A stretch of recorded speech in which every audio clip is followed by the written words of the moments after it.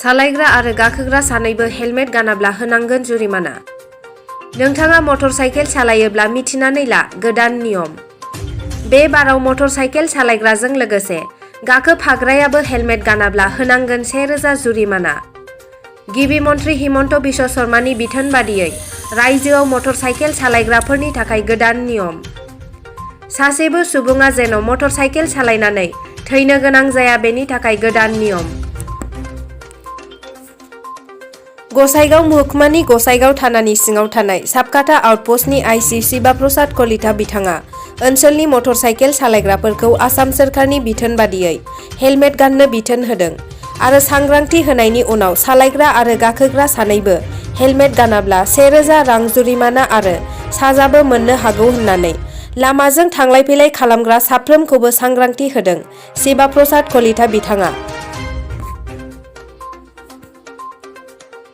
सालायग्रा आरो गाखोग्रा सानैबो हेलमेट गानाब्ला होनांगोन जुरिमाना। नोंथाङा मटर साइकेल सालायोब्ला मिथिनानै ला गोदान नियम।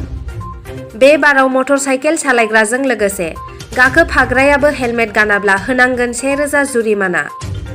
गिबि मन्थ्रि हिमन्त बिश्व शर्मानि बिथोन बादियै रायजोआव मटर साइकेल सालायग्राफोरनि थाखाय गोदान नियम।